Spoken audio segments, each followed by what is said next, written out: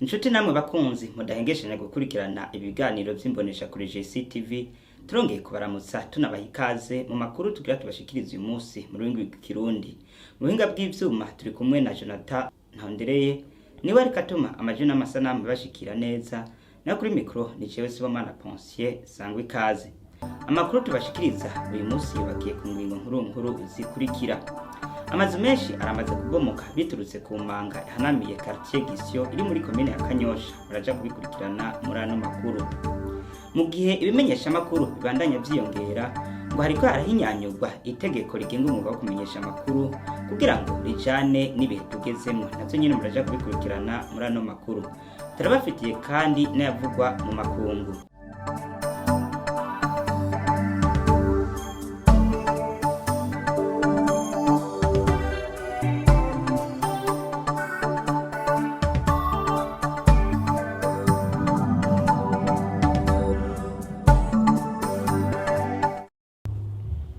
Inkuru imwe ukwayo. Amazu menshi aramaze kubomoka biturutse ku manga ihanamiye quartier Gisyo iri muri zone ya Kanyosha commune Muha mu gisagara ca Bujumbura. Abene gihugu begereye aho hantu bavuga ko batewe impungenge n'ico kimanga kandi ko atagikozwe n'ayandi mazu ashobora gushikirwa. Ni inkuru twatoreje na mugenzi wacu David Mugisha. Aho mubona ni muri commune Muha zone Kanyosha quartier Gisyo, aho iyo manga ibangamiye amazu ahegereye. Abene gihugu twayazi basaba leta ko yokora aho hantu kuko hamaze kubomora amazu atari make, kandi ko hamwe atacokorwa n'izindi nzu zirashobora kubomoka kuko haheze imyaka irenga 2 hatarakorwa. Ibana igihe cyatanguriye haraze hafi nk'imyaka 3 gutyo, hatangwe habomoka ibuye rimwe ku mugabo witwa Kikihajya, hama ikimanga kirabomoka. Kimaze kubomoka turazana imisenyi turashirayo biranka, turazana ibiti turagira kugira tugomere byarase. Ahahura ibarabara rimanuka hariya hepfo rimanuka rije hariya yepfo, ariko rero bimaze kugenda uko ikimanga nico cyaheze kibomoka. Impanuka imvura imaze kugwa umusozi ucuga umutinduka kubera ari umusozi w'umusenyi. Ego amabeni twarasombye hariya ashobasomba hariya mu Kizingwe turazana kugira bubake ngaho, ariko rero byarasi. Twebwe leta cyo twisaba yuko bo dufata mu mugongo bakatwubakira ikimanga, kuko iki kimanga giteza ingorane nyinshi. Nta mazu amaze kugira ibibazo yoba yari amaze kugira ibibazo. Hari inzu y'umupapa yitwa Juma ngaha ayi, urabona kuri mu gusenyuka.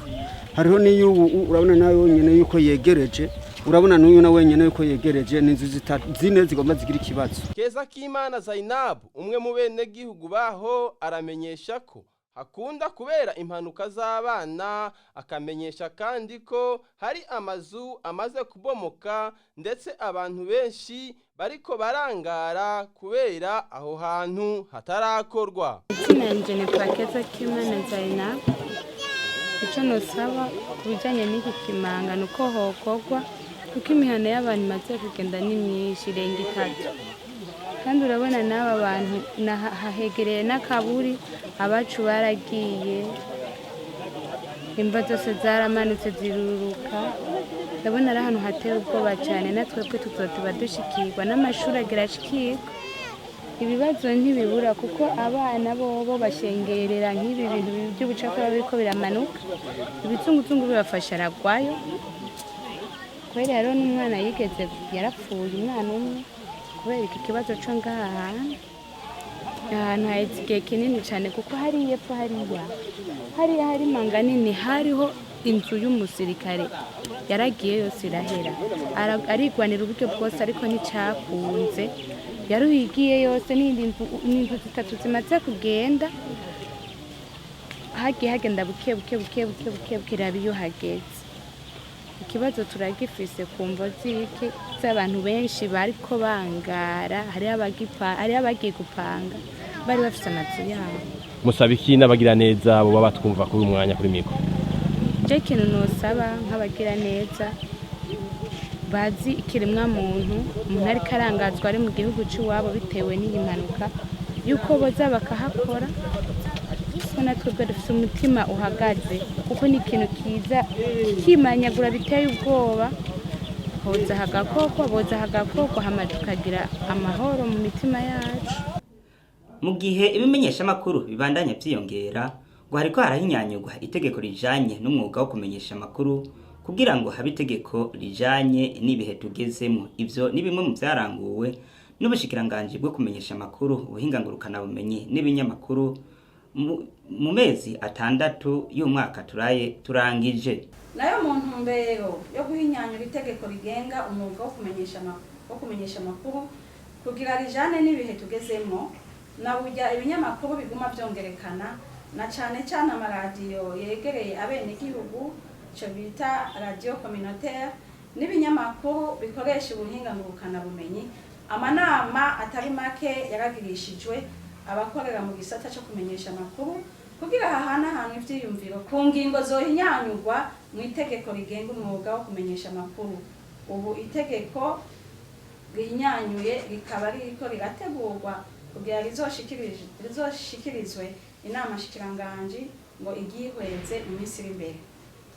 Mwevugwa mu bindi bihugu, mu gihugu ca Burkina Faso, inyuma y'ihirikwa rya Perezida Marc Christian Kabore, umunyamabanga mukuru wa ONU Antonio Guterres asaba abakoze iryo hirikwa ry'ubutegetsi gushira ibigwanisho vyabo hasi, mbere bakarinda n'ubuzima bwa Perezida Kabore. Ni nkuru twatorejwe na mugenzi wacu Emerize Irumva. Uko bimenyeshwa n'ibinyamakuru byo muri Burkina Faso, abasirikare bo muri ico gihugu babicishije kumbonesha kure y'igihugu bamenyesheje ko batembagaje ubutegetsi bwa President Marc Christian Kabore, mbere akaba yaciye afungirwa mu kazu ko kumugwa mukuru Iwagadugu.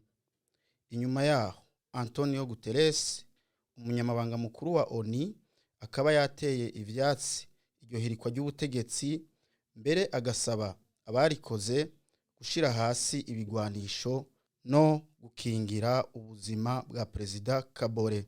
Tubibutse ko iryo hirikwa ry'ubutegetsi ryabaye kuwa 24 Nzero 2022.